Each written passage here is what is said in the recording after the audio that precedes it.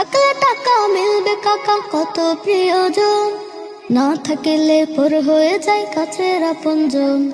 টাকায় মিলে ভালোবাসা, টাকা আবার সর্বনাশা, টাকা ছাড়া জনজীবনে মূল্য নাই রে তার।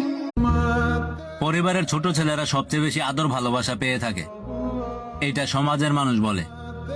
তবে এই কথাটাও সত্যি যে জীবনটাও তাদেরকে নিয়ে সবচেয়ে বেশি খেলা করে।